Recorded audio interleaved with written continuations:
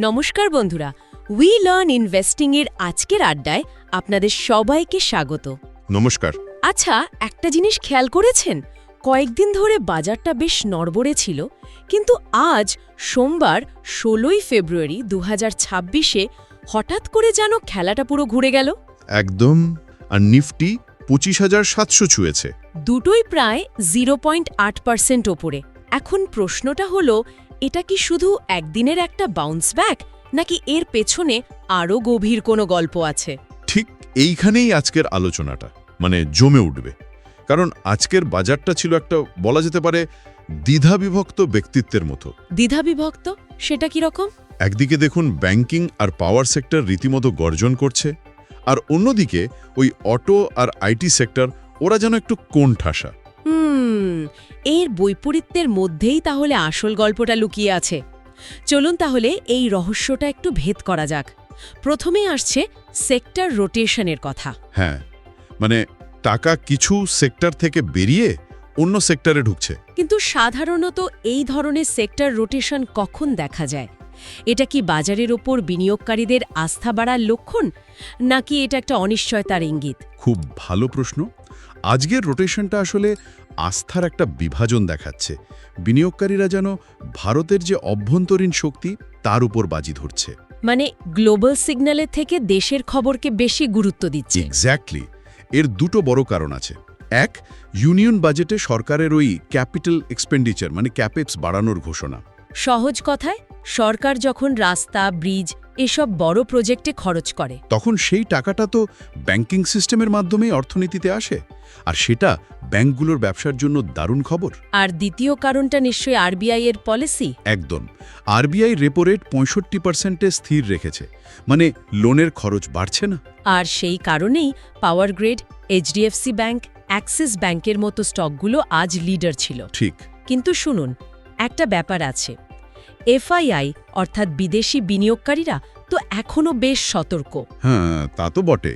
IT R auto সেক্টরের দুর্বলতা তো সেটাই ইঙ্গিত করছে। টেক মাহিন্দ্রা, মারুতি সুজুকির মতো স্টকগুলো তো আজ লাভের মুখ দেখেনি। তার মানে কি দেশীয় বিনিয়োগকারীরা এমন কিছু দেখছে যা বিদেশিরা দেখতে পাচ্ছে না? এটাই তো আজকের বাজারের সবচেয়ে ইন্টারেস্টিং দিক। দেশীয় শক্তি বনাম গ্লোবাল সংকেত। এফআইআইরা অ্যাকচুয়ালি গ্লোবাল টেক মার্কেটের দুর্বলতা আর এআই নিয়ে যে উদ্বেগ, সে কারণে আইটি সেক্টর থেকে একটু দূরে থাকছে। কিন্তু আমাদের ডিআইআই ডোমেস্টিক ইনস্টিটিউশনাল ইনভেস্টর্সরা, তারাই তো বাজারকে ধরে রেখেছে। বিশেষ করে মিউচুয়াল ফান্ডের এসআইপির যে টাকা, আমাদের আপনার মতো রিটেল ইনভেস্টরদের টাকা, সেটা বাজারে একটা নিয়মিত সাপোর্ট সিস্টেম তৈরি করেছে।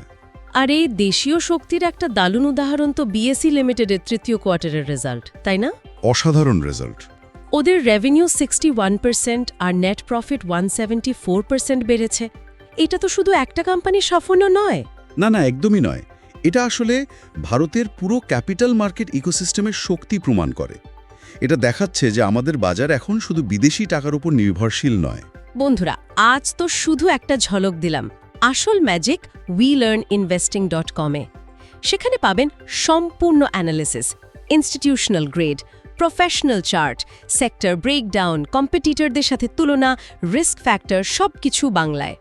এই মানের কন্টেন্ট ভারতে আর কোথাও পাওয়া কঠিন। সারফেস লেভেল জ্ঞান নয়।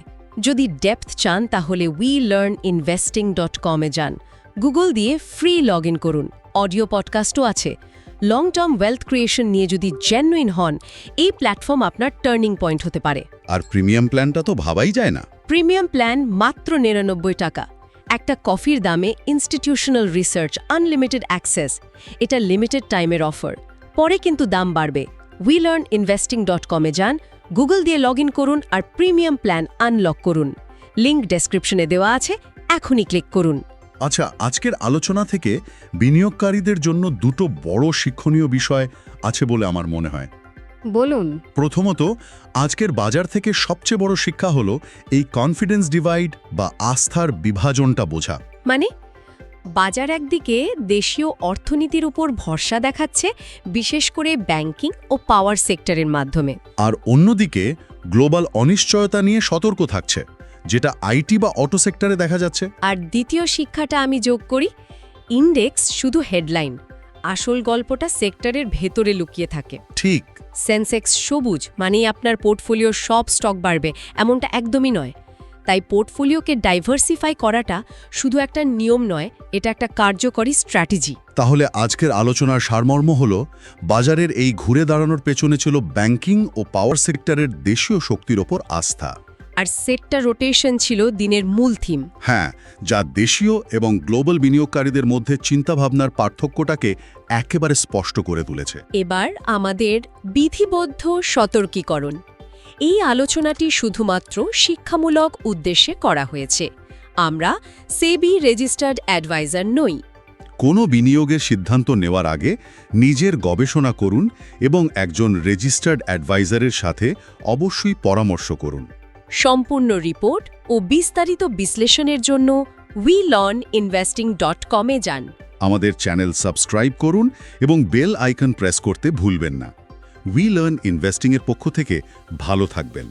ধন্যবাদ।